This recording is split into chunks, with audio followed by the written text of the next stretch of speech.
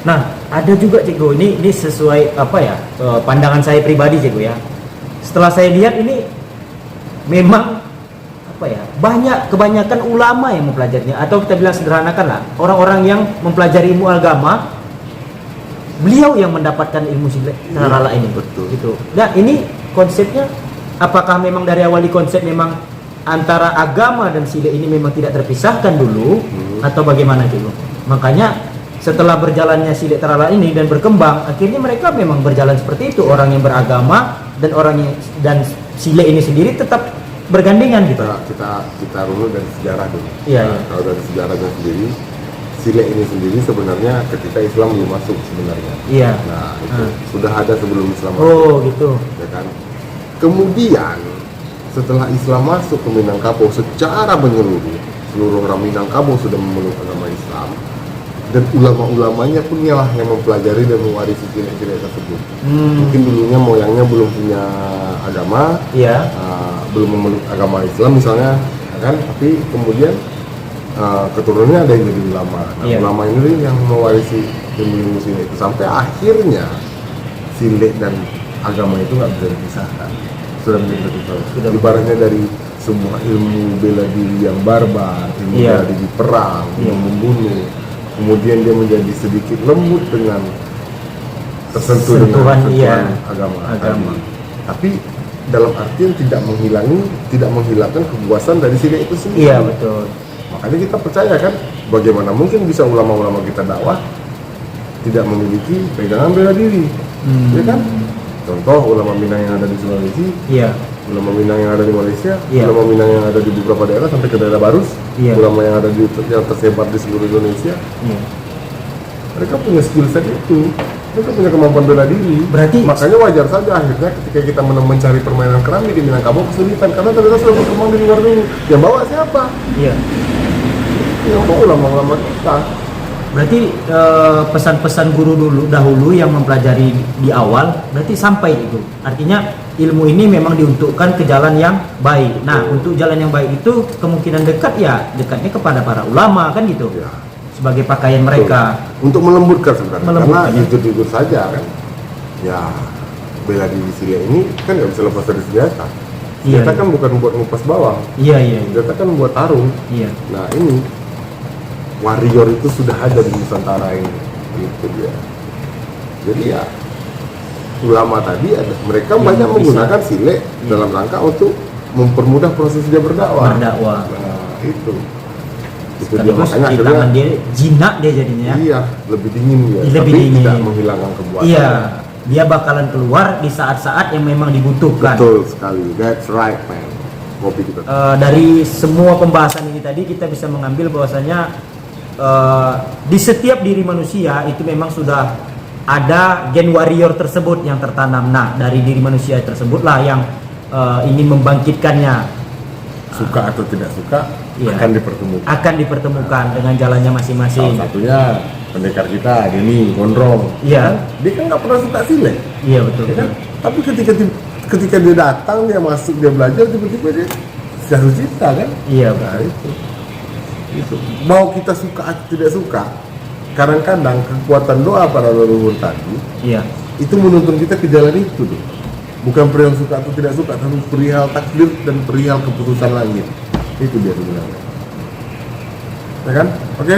Dan itu nggak bisa ditolak atau dihentikan, di Iya. stop, nggak bisa ya. Makanya aku bisa mengajarkan bela diri silat ke banyak orang. Tapi untuk menjelaskan duduk perkara perihal tarala nggak bisa ke semua orang. Kenapa? Karena bukan aku yang menentukan dan bukan orang yang datang yang menentukan, tapi ketentuan takdir tadi yang bisa membuat itu terjadi. Gitu. Makanya ketika aku bertemu Oji atau bertemu orang-orang yang mau belajar, aku udah nggak kaget. Kenapa? Ya ini perjalanan takdir.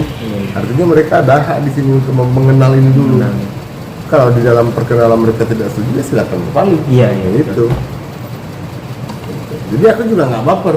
Iya. Mau datang mau pergi nggak baper. Tapi ya karena memang mindsetnya aku begitu, cara aku membangunnya juga begitu, Iya. lah akhirnya ya ini aku pertahankan sistemnya dulu. Buat apa punya 100 murid tapi nggak tahu perihal adab, tidak mewarisi gen warrior, ya kan? Sekedar tahu. Nah sekedar tahu aja sudah pergi, ya itu. kan nambah kerjaan. Sama dengan kita mempelajari Iya. sejarah di bangku pendidikan kan gitu. Ada kejadian waktu di Padang pas aku baru pulang umroh, mendaftarlah sekitar 15 orang Iya. latihan malam, udah beli baju, Hmm. aku buka ground pacah semuanya ke 15-15 nya. Iya. Pertemuan selanjutnya tahu orang berapa yang datang? Berapa? Cuma 3 orang yang datang, 3 orang. sisanya hilang. Dari 15 3 orang berarti 12 orang gugur. Salah satu orang itu Iya. kawan si OJ. Kawan Denny, dan Ado kenal juga kan? Iya. Iya. Iya. Dia jumpa aku lagi kan, lo kalian kok belajar ini semua, rupanya dia udah duluan belajar kan? Iya. Cuma akhirnya dia berhenti hanya karena satu hal, Hmm. gurunya mengeluarkan pisau. Iya. Ya kan? Kita Kamu. udah klarifikasi juga memang benar seperti itu. Memang begitu kan? Iya, Kan? memang udah diklarifikasi. Aku tahunya juga dari OJ. Karena sebelumnya nggak tahu kenapa Iya. tiba-tiba kok hilang gitu Iya, kan? iya. Ya gitu dulu.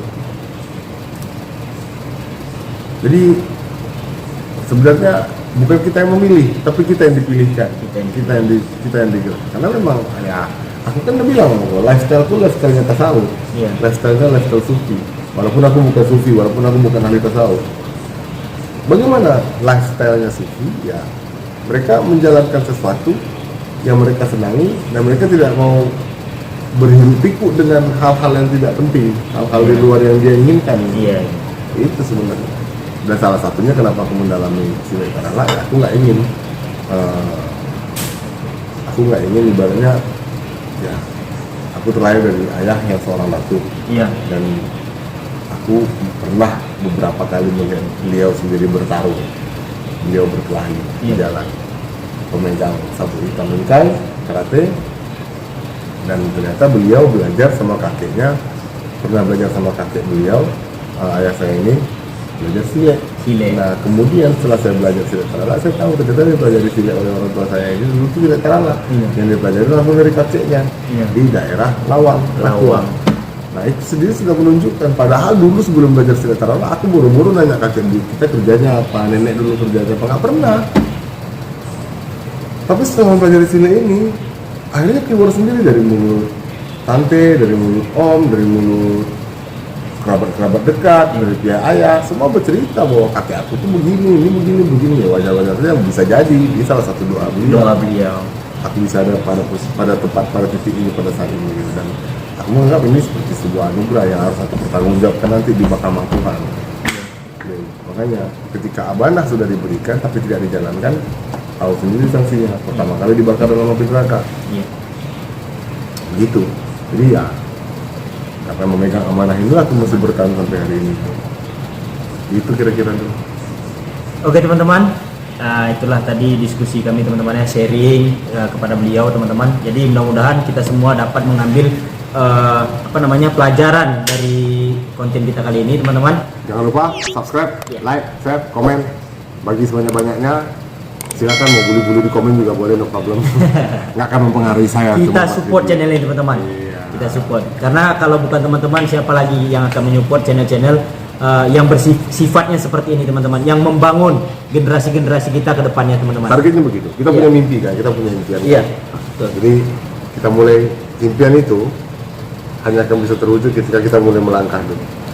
Terserah berapa banyak tangga yang harus kita tepuk ke atas, yang paling penting kita nggak berhenti. Kalau lelah boleh istirahat, turun dan menyerah, jangan pernah. Jangan Itu dia. Oke. Siap. Oke. Sekian. Assalamualaikum warahmatullahi wabarakatuh. Salam silet.